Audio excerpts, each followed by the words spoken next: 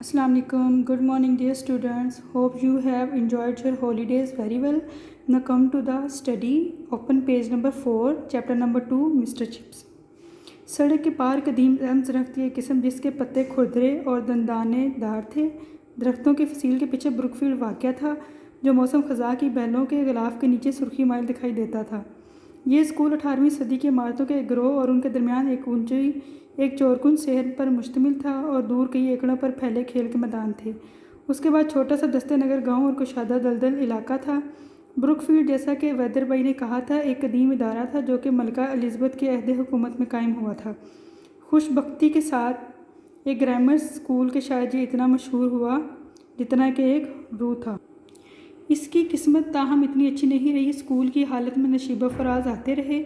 किसी वक्त ये तकरीबन वजूद खो देने की हद तक ज़वाल पजीर हो जाता और किसी दूसरे वक्त ये तकरीबन मशहूर मरूफ बन जाता। इनमें से एक किसी के दौरान ये हुआ कि जॉर्ज अव्वल की अहद हुकूमत में इसका बुनियादी ढांचा दोबारा तमीर किया गया और अमाद में बड़े इजाफे भी किए गए। बाद में नेपोलियन की जंगियों के बाद और मलका विक्टोरिया के अहद हुकूमत के वस्त तक स्कूल तलबा की तादाद और शोहरत दोनों एतबार से फिर ज़वाल पजीर हो गई। वेदरबाई ने जो 1840 में आया किसी कदर इसकी किस्मत बहाल की, लेकिन उसके बाद की तारीख कभी भी उसे सिनफ़े अव्वल का मकाम ना दिला सकी। ताहम ये दूसरे दर्जे का एक अच्छा स्कूल था। कई मुमताज़ ख़ानदानों ने इसकी माली मदद की। उसने उस दौर के तारीख साज इंसानों के काफ़ी नमूने पहुँचाए। इनमें जज, पार्लियामेंट के अरकान, कॉलोनियों, नौबादियों के नाज़मीन, चंद नवाब और बश्त पादरी शामिल थे। अच्छी खासी और थोड़ी तादाद में ज़िम्मेदार और पादरी भी पैदा किए। ये कुछ किस्म का स्कूल था कि जब उसका जिक्र किया जाता तो बाज़ औक़ात ये खुद पसंद लोगों को ये तस्लीम करने पर मजबूर कर देता कि उनके ख्याल में उन्होंने इससे मुतल्लिक़ सुन रखा। लेकिन अगर ये इस किस्म का स्कूल ना होता तो गालिबन ये चिप्स को कबूल ना करता, क्योंकि चिप्स किसी भी समाजी या तालीमी लिहाज से सिर्फ इतना ही काबिल इज़्ज़त था और ख़ुद ब्रुकफील्ड से ज़्यादा ज़हीन ना था।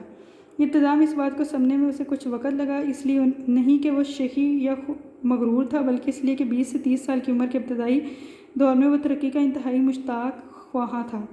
उसी की उम्र के ज़्यादातर दूसरे नौजवान हवा करते थे। उसका ख्वाब था कि वह बिला आखिर हेड मास्टर का ओहदा हासिल करे या फिर किसी भी कीमत पर किसी हकीकी मानों में अव्वल दर्जे के स्कूल में सीनियर उस्ताद बन जाए। 40 साल की उम्र में ब्रुकफील्ड जड़ें पकड़ चुका था। उसका दिल लग गया था और वह बहुत खुश था। 50 साल की उम्र में वह स्टाफ का मुकद्दम रुकन था। 60 साल की उम्र में एक नए और नौजवान सरबराह की मातहती में वो खुद ब्रुकफील्ड बन चुका था, यानी स्कूल का करता धरता था। ब्रुकफील्ड के नए पुराने तलबा की सियाफ़तों में वो मेहमान खुसूसी होता और ब्रुकफील्ड की तारीख़ और रवायात पर असर अंदाज होते हुए वह तमाम मामलात में अदालत आलिया समझा जाता था। 1930 में जब वो 65 साल का हुआ तो वो रिटायर्ड हो गया। उसे एक चेक, एक लिखने के लिए एक मेज़ और एक घड़ियाल पेश किया गया और वह सड़क के पार मिसेस विकेट के यहाँ रहने के लिए चला गया। एक उम्दा पेशे का अख्तिताम उम्दगी से हुआ। बूढ़े चिप्स के लिए 3 बार उर्दू तहसीन के नारे बुलंद हुए।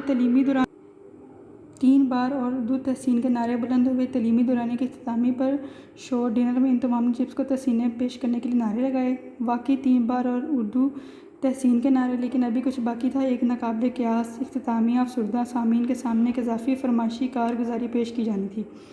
Students learn idioms 51 to 50 and paragraph number 4 and learn question number 4, 5, 6 of chapter 2 prose, modern prose.